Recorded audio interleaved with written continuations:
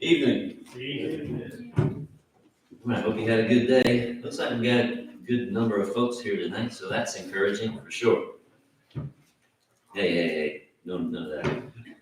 So I was putting this lesson together, and I thought, when I got done with it, I thought, somebody's probably going to disagree with me on this. And then I thought, should I do this kind of lesson, or should I just disagree? And I thought, well, I think we'll just disagree. And I just hope that if you do disagree with some of the things I'm saying, that's fine. That's fine. We still love each other, right?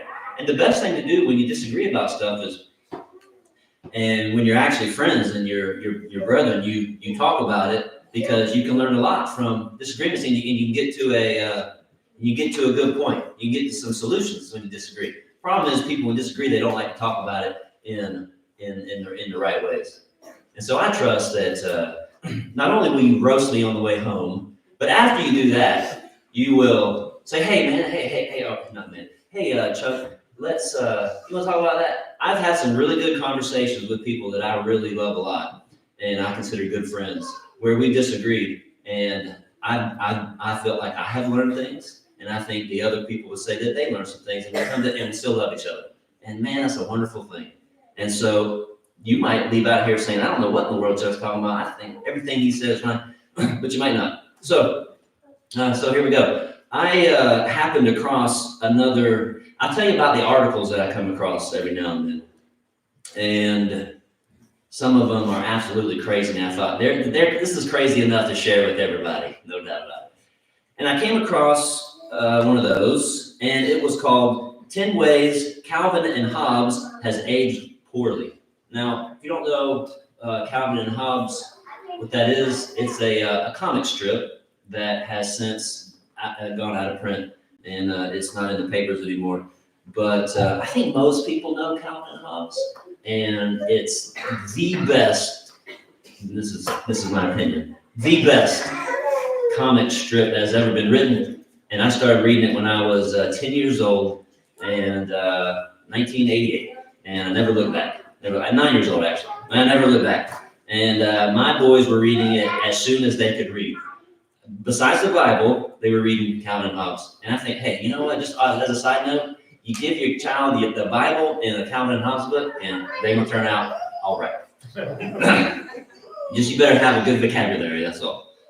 Now, so the gist of the article, it says they ate 10 ways Calvin and Hobbes aged poorly. And the gist of the article is basically because times have changed now. We're living in more modern times. Some things that were presented in the comic strip are just completely unacceptable in our modern era. And so I'm not going to go through all 10, and I am going somewhere with this, so just bear with me. One of them was this. It says, Calvin's babysitter threatens him. My babysitter was named Rosalind. And the author of the article says, quote, "Staying up late or playing too loudly often led to threats of violence or a punishment of solitary confinement." And then it goes on, and that was just completely inappropriate. Well, actually, it's not completely inappropriate. I thought that actually is quite right. And it's really misleading to say that a threat of physical punishment is violence. Well, I suppose that it can be. But problem children, and however you want to put, however you want to define that, the problem children usually do not have a concept of what a real, proper punishment is that is given by loving parents. They usually do not. They don't. And all of that goes together. Proper punishment, loving, and parents, and you got to have all of those together. And so when all of those things are not present in discipline, this is one of the old-fashioned values, discipline. Poor parents are left to decide whether their child is, well, he must be severely depressed at age 5 or 4, or whatever, or they're bipolar, or they're autistic, or they have ADHD, or something worse. And I would imagine some parents probably think the child has an actual demon inside of them. Because, well, it's got to be something, and it's not us. And to me, that is a little bit insulting. Well, I think a lot insulting to people who actually do suffer from those those problems. Someone was telling me recently that about a kung fu teacher, master sensei, and they brought a child in and was saying, well, he's like warning the kung fu teacher, he's got ADHD, and so he's crazy, just that can't listen. And that teacher had that kid obeyed him on his every word. And he ended up telling the mother he does not have ADHD. The kid just has never been taught how to listen. And I think that's probably a story that can be told a million times. There's a verse, and surely when Solomon wrote this proverb, he didn't mean it to be funny or to invoke a smile on the face, but for some reason, it tends to do this nowadays. That's Proverbs 23:13. Says, do not withhold correction from a child, for if you beat him with a rod, he will not die. And he won't. Keel wrote this. He says, this is his commentary on it. The bitter medicine will be beneficial to him, not deadly. Right? And the emphasis would be on the word bitter. And so, we can keep going with this, but got to get through everything. So parents, grandparents, and babysitters, if it's needed, have the green light as far as the Bible is concerned and as far as proper discipline is concerned, and it is appropriate. The next thing that didn't age properly was Mrs. Wormwood bullies Calvin. And Mrs. Wormwood happens to be his teacher. And the one strip that the author put in the article to represent this opinion is the one where Calvin is yelling from his desk. Calvin says, am I getting the skills I'll need to effectively compete in a tough global economy? By the way, Calvin's 6 years old. I want a high-paying job when I get out of here. I want opportunity. And then the next little frame is Mrs. Wormwood leaning over Calvin's desk, like kind of in his face. She's got a ruler in her left hand, and she's saying, well, in that case, young man, I suggest you start working harder. What you get out of school depends upon what you put into it. And that's bullying. That's supposed to be bullying. You kidding me? And the joke is, Calvin responds, well, then forget it. So the article says today, Calvin might, quote, receive an evaluation to help him rather than a talking to from an authority figure. Well, if by evaluation the author means to determine how they can make school and testing easier for the children, or how they can, or what medication to put them on, then I guess the phrase help them is debatable. But when a much wiser, experienced authority figure speaking hard facts is considered bullying, folks, you know that modern times is going in the wrong direction.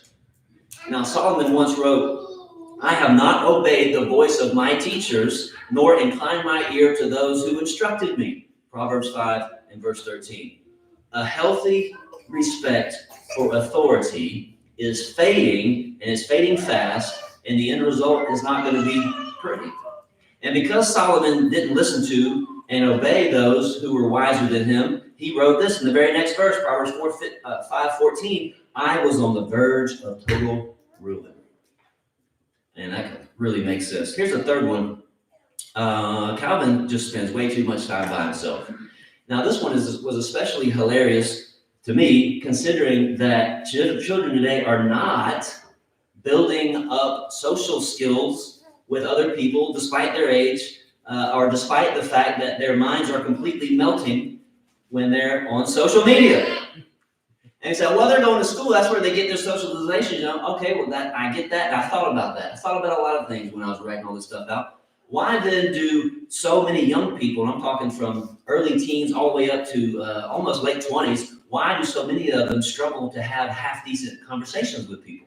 Because they do, they absolutely do, and I cannot be the only person who has noticed that.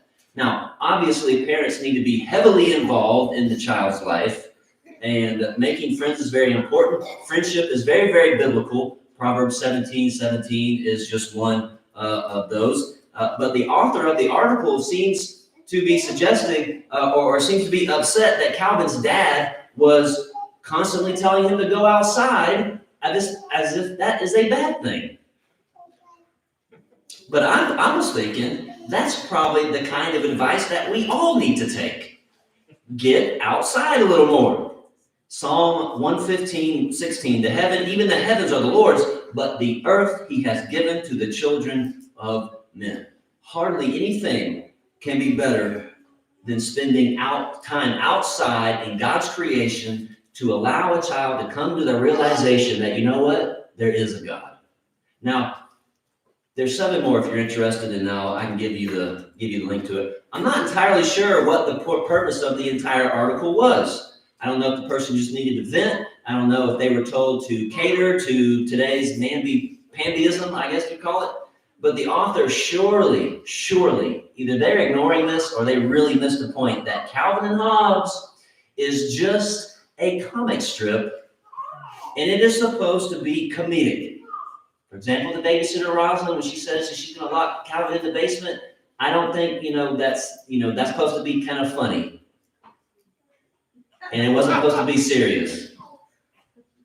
I don't think Calvin and Hobbes, Bill Waters said, I don't think he meant for his comic strip to serve as a parenting model for anybody. And I don't think they were taking their cues from Calvin and Hobbes' parents. It's just a really odd article that struck me. But here's the thing.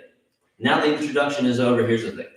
I thought about how it represents this growing mindset of how wrong and bad and awful the old days were, and how today, we're just getting everything right because we just know more, and we're so more intellectual, and we're on this, this some kind of higher plane where we just got everything, our P's and Q's in order.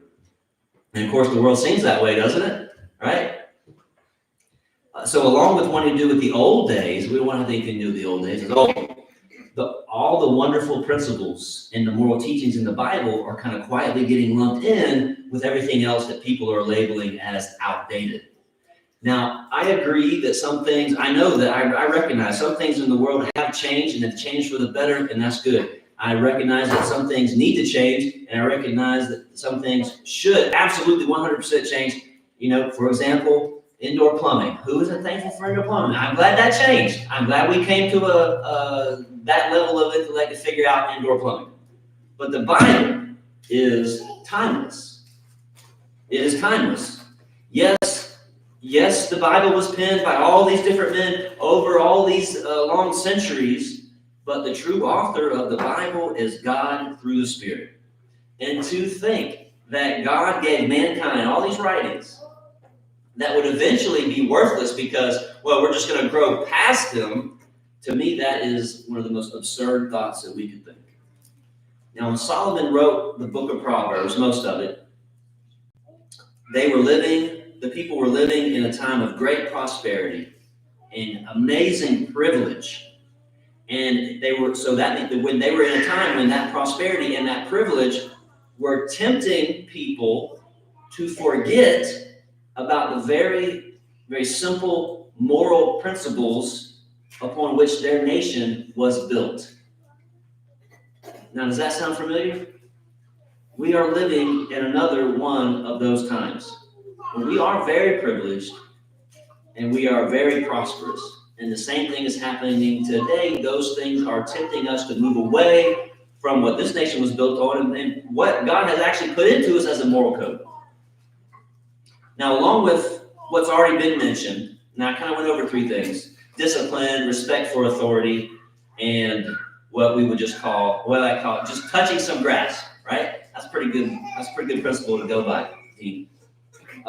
Along with what's been mentioned already, let me give you just 3 more timeless biblical principles, and there's many of them that you could add onto this that our children need to have a very good grasp of. Now, here's the first one, and I never thought that I would be talking about this from the pulpit, but great day. And to be honest, in a sense, I wanted to avoid it. But I guess we can't. Yeah. There are only 2 genders, and now I'm going through this very quickly. And I'm ignoring this debate over sex versus gender, okay? I'm ignoring that because I don't care. And this whole thing deserves a whole lot more time in a whole nother lesson. But wow, what an absolutely bizarro world we live in. Unbelievable. I never thought we would watch the Twilight Zone sometimes, me and the boys, and I never thought that would actually come to reality. Like we're actually living in, this is like a Twilight Zone episode, a constant Twilight Zone episode that we're living in when it comes to this. So if your children are going to be in public schools, and if you are going to go against all reason and common sense and allow your children to get on social media, then you better make sure they have a very clear understanding of this right here. Now, at what age do you think parents should pay attention to this kind of thing? Well, I guess that'll be up to them, but some companies like genderspectrum.org, just one of many, offer resources and support, whatever that means, and training, whatever that means, for preschools across the country. So what, you're throwing in your children into preschool about 4 years old, so you can figure it out. Obviously, there are ways for parents to convey this information to their children in their own ways and a little more simpler ways, but the way your body looks, every single bit of your body, the way it looks, is directly connected. We would say it's hardwired to your DNA. And how a child feels during a particular time in their life, and it goes all over the place, does not change their DNA. It doesn't. And it's not wrong, per se, to that, you know what, a boy might act like a little more feminine, and a girl might act a little more masculine. You know, that happens. But you know what? The boy is still a boy, and the girl is still a girl. And for us not to stress this in word and in practice, like we live like this is the truth, that is to go against God's design and to go against his purpose for mankind itself. So God created mankind male and female, right? God is the one who assigns those at birth, if we want to use that terminology. We just simply look at what comes out and we're like, okay, that's what it is. God wants to put it like this, in this order and in this way. This is what it is. And we just kind of take note of what sex it is, what gender it is. So there's two sexes, two genders. That's Genesis 1:27. And Jesus, guess what Jesus does? He affirms the truth in Matthew 19 and verse number 5, and he repeats that timeless truth. And so apparently nothing had changed about gender or sex from the very, very beginning up to Jesus' time, which is quite a long time. And what we're saying now is that nothing has changed about sexual gender from Jesus' time to right now. It's so very odd to say that the notion of two genders, two sexes, is old-fashioned. That is weird. But here we are. And this goes to show how good Satan really is at making mankind look dumb. Really dumb. It gives a whole new meaning to Jeremiah, encouraging people to ask for the old past. We should not be just asking for the old past. We should be screaming for it, and trying to find it wherever it is. Here's the next one. Hard work is good. Now, here, another modern day growing trend is the idea that, well, you should get as much as you can by doing as little as possible. And you can find your pick of articles about this. How to do as little work as possible without getting fired. Why your goal should be to work as little as possible. The wisdom of doing as little as possible. You know, I watched a video, and you can find these. You find these everywhere, actually. I watched a video of this poor girl. She was just crying her eyes out, telling her story to the world, and that's a whole other issue, about her 40-hour work week, which produces only $2,000 a month. And I don't know where she's from and this and that. I'm sure it's expensive to live. Well, it is expensive to live. And there's much more to her video, and no one should be making fun of her. But what stood out the most, all much you didn't hear, is that she, at sort of towards the end of it, through her tears, said, "I'm not made for this. I'm not made for this." Now, I'm not going to sit here and say that such and such generation doesn't work hard enough. I think people who just say that without thinking, and maybe do so in ignorance, and really just don't have a lot of facts, haven't talked to enough young people. You can't just make that blanket statement and think that's all right. I'm just simply saying here that our children need to be taught that the old saying, hard work pays off, that's still a thing. That's still true. and that our children must be willing to put in the work and not expect handouts throughout their life. And it's a shame that parents kind of prep their children for this kind of thing, getting handouts, when they don't allow them to do chores. They don't allow them to do it, and they're in their 30s and they're still cooking their dinner and buying their clothes and doing their dishes and cleaning their room. Like, what in the world is that? That's a problem. Our children need to be mentally prepared, and this is the parents. It's not just the school's job. It's not the church's job to do this. It is the parents' job to mentally prepare their children to work hard to achieve success. It's the parents' job. Unfortunately, though, it seems like the definition of what hard work is that's changed. Like, that's really been watered down. I mean, even Adam, the first man, Adam was expected to work in the garden, and that was when everything was still very, very perfect. It was perfect, like nothing was wrong. Genesis 2:15, you tell me if that's not work. Mankind has always been expected to work. We think, well, when sin came in, then all of a sudden we had to work. No, I would say sin did not usher in work. I think sin probably just made more of it and put a little sweat on our brow. But mankind has always been expected to work, even when everything was perfect. Proverbs 14:23, Psalmist says, in all labor there is profit. In all labor there's profit. And where people go wrong, I think, is believing that working is strictly to make money. Well, it does that, but there's more to it. If working was strictly to make money these days, and we're biblical people, and we should be thinking with biblical mindsets, why in the world was Adam laboring in the garden? He didn't have a need, or he didn't have a care in the world. Well, you know why? Because work is good for the soul. And that's the way God made us. It profits a person in far more ways than one. And so give your children a chance in life and teach them to have a good work ethic. Here's the last one. We need to keep good friends. Teach them that. Now, I don't think that religious or not, doesn't matter, Christian or not, I don't believe people are teaching their children to keep bad friends. Now, honey, make sure you go out and you get all the nastiest, rotten people that you can find, bring home, and you be their friends. That's not what's happening. But it just might be that people are not teaching them not to keep bad friends.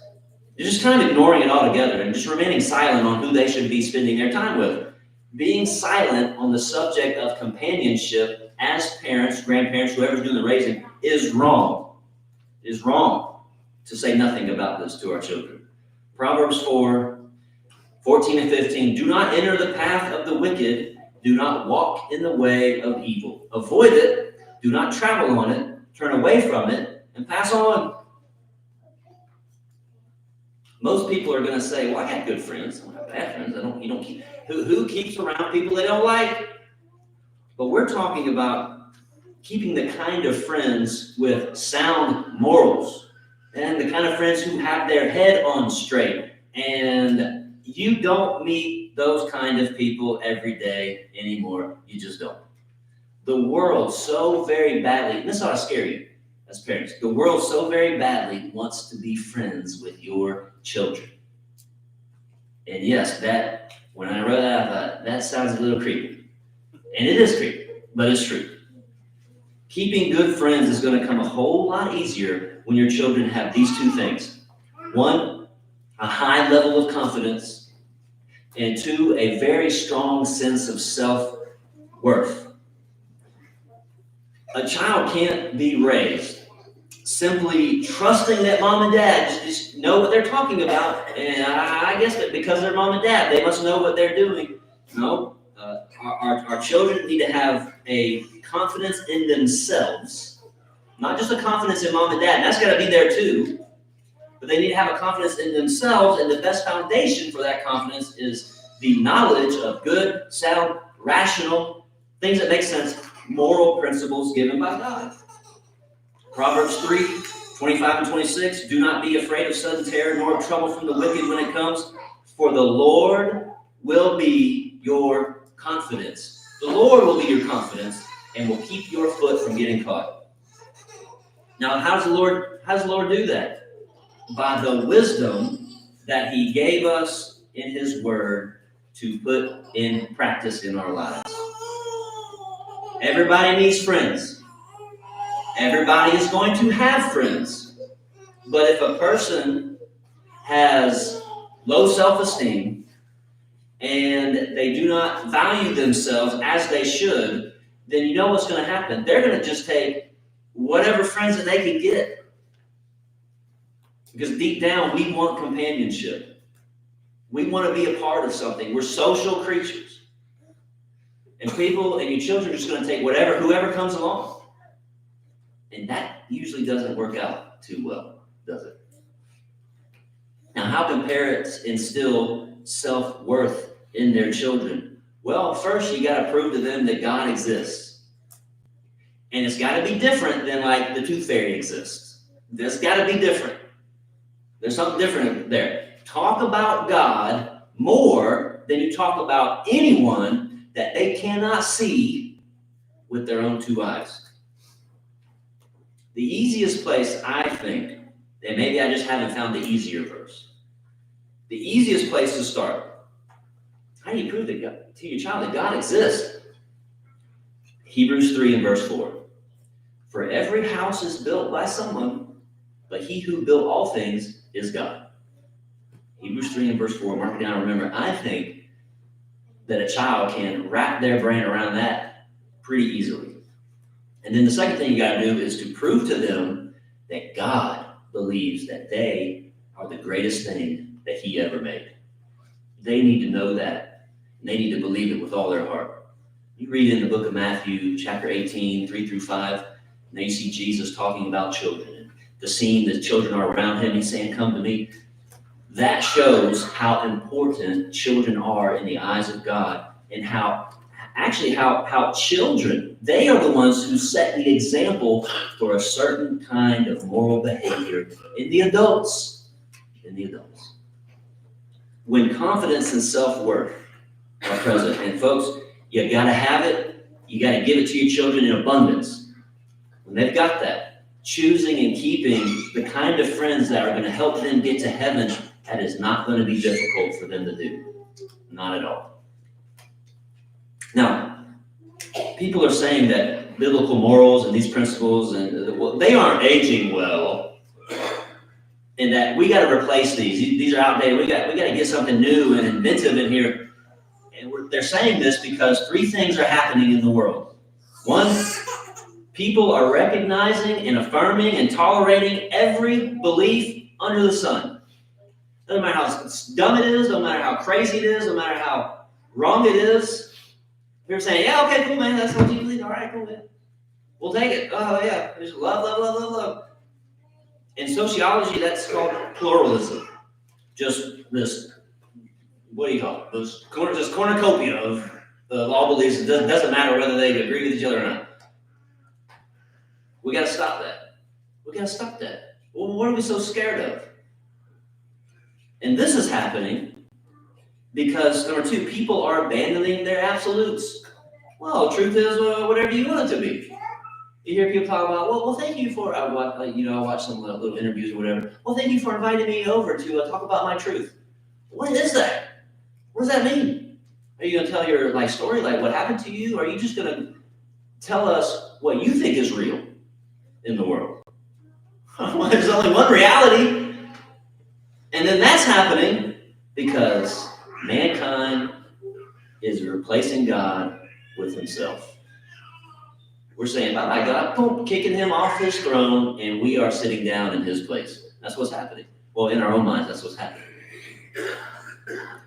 Folks, times are changing, and I know you don't have to hear me say that, but I suppose they've always been changing, because even back in Proverbs 24, verse 21, we're warned to not associate with those given to change. Again, not all change is bad. I like change, I guess. Not all change is bad. In fact, change needs to happen today. Change needs to happen right now. In our homes, in the church, in the family, in a lot of areas in life. We got to right the ship. Change needs to happen in getting individuals in getting families back on the course of biblical morality. And that means you and I, as Christians, we have jobs to do. I'm not saying one of us got to run for president, run for mayor. I'm not saying we got to get into office. I'm not saying we got to do all of this more stuff that we just can't do. We're not made for. We're not built for that. But it can happen if we would just have the wisdom and the wherewithal to know what to say and when to say it, and know when to stand up for what's right. We have to take steps, even if they're baby steps, forward to contribute to this goal of righting the ship and getting back to biblical morality. So who's with me?